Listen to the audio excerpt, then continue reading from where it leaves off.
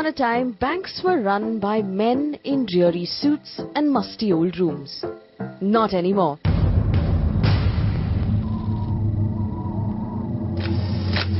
The new poster boy for the banking industry is a woman, Chanda Kochhar.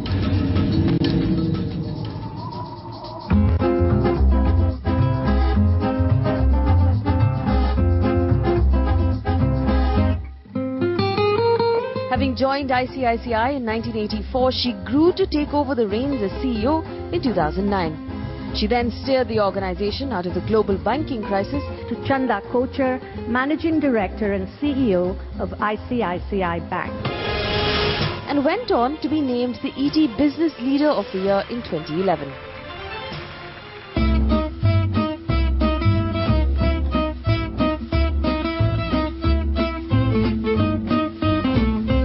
A proud mother of two and a strong believer in hard work, the view from her tastefully decorated chambers on the top floor proves beyond a doubt that the proverbial glass ceiling is just a myth. Chanda, it's so wonderful to have you on the show, to get an opportunity to know you a little better, especially because you're such a strong role model for women across the country on International Women's Day. I want to start by asking you about the banking industry. It's traditionally run by black suits. It's male-driven. And things have changed drastically now. But when you joined this industry in 1984, did you have a gender bias that you had to battle? Did you have to work extra hard to prove your place here?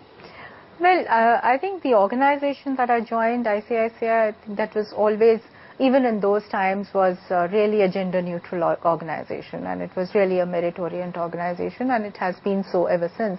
But clearly, the rest of the world, whether it was the rest of the banking industry or being a banker, you have to deal with clients all the time. So the corporate India was not really that gender neutral. So, So at 23, when you were appraising projects and you were reviewing projects in petrochemicals and textiles and paper, was it awkward as a 23-year-old to be visiting sites? Like you said, it was not gender neutral. Yes. And there was a bias? Yes, it wasn't that very easy for people to accept that, a 23-year-old girl will come and walk around the factories. So I think that was a difficult proposition for, I would say, rather than difficult, I would say it was a different proposition. But finally, I believe just the work speaks for itself. So, as long as professionally you are as good, people accept you. The industry took some time to adjust. There was a period when ICICI had an entire top management of strong women, and there was a lot of sarcasm among the rest of the banking industry in Mumbai. Was that hurtful, or did it upset you at some point? Did it just spur you on to go further? No, I think while there will always be some, sarcasm or some criticism, but I would say more than that was really the admiration. So I think I actually experienced a whole lot of admiration and good feeling for the organization, and people really looking at then the organization as a role model to learn from about what to do to grow women talent. I want to take you back to the beginning of your career at ICICI. There was an interview conducted by Mr. Kamath on campus that recruited you for the job of management training. Tell us what that interview was like. What do you remember of it?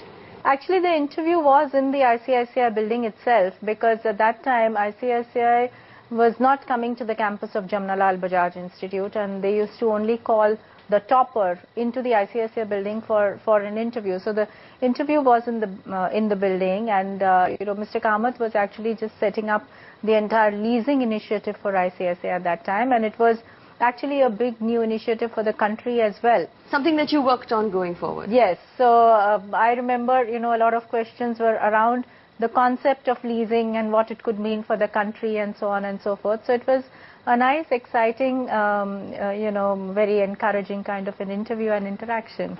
In fact, we spoke with Mr. Kamath earlier this morning, and we asked him about that interview, and we asked him what he remembered. This is what he had to say. You see a potential in the person to apply thought, to take decisions through small questions. I expect her to raise the bar yet again higher and take ICICI Bank to a much greater height than what it has already achieved.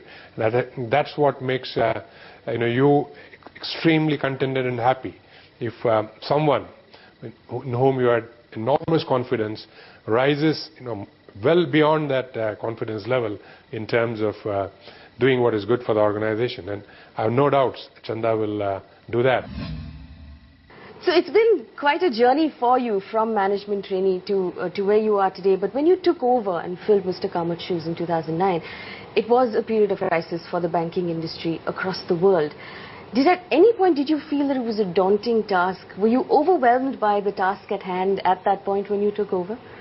No, it was definitely a big task, a big responsibility, and I think I was very clearly aware of the enormity and the size of the responsibility. But I would not call it daunting because, I always believe that one has to take the task on hand and handle it. And, whether it's a challenge or whether it's a big responsibility, you have to focus on handling the challenge rather than allowing the challenge to get the better of you. So yes, I took on a big responsibility. I actually stepped into very big shoes. But I always said that, I'd be careful that I continue to walk in my own shoes because that's the way you walk firmly and steadily and keep walking faster. And, In fact, at the time, I remember there was an interview in which you said that you have to be, as a leader, you have to be like a sponge that absorbs all the stress. You can't let it pass on to your team because your team won't be able to function efficiently. So, out of curiosity, once you've absorbed all of that stress, what do you do with it? Where does all the stress go? Yeah, actually, people ask me what I do to de-stress, but, I basically feel that I never allow the stress to kind of seep in so much into me that I have to do something extra to take it out.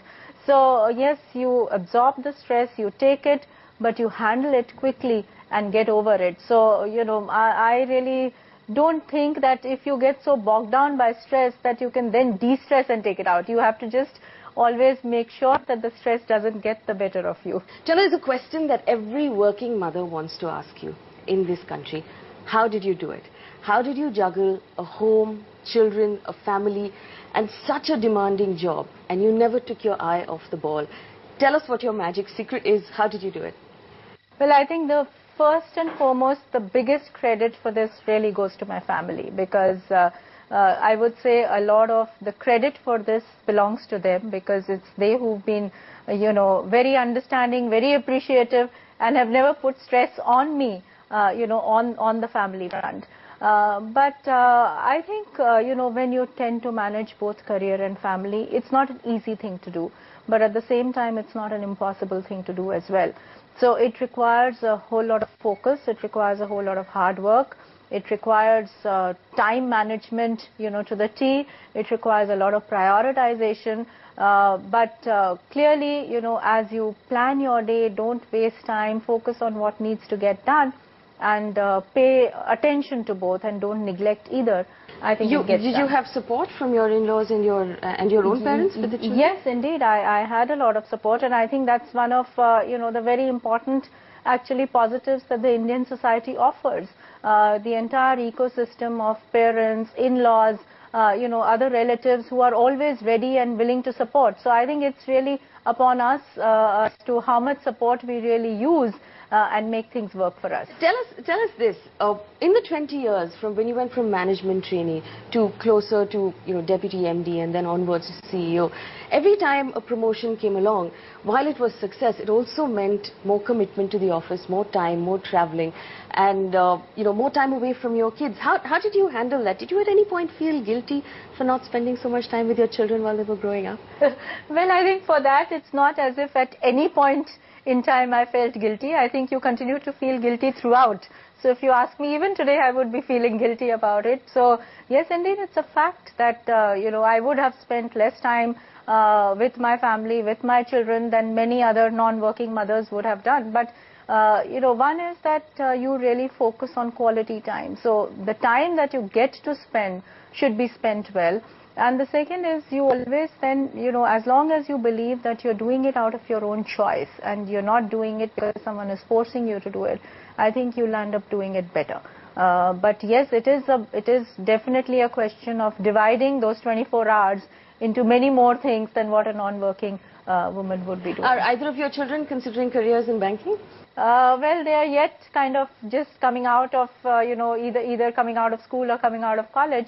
May not be banking as such, but I think they're all thinking of their own careers, and definitely they would become career children, whether it's both my daughter or my son.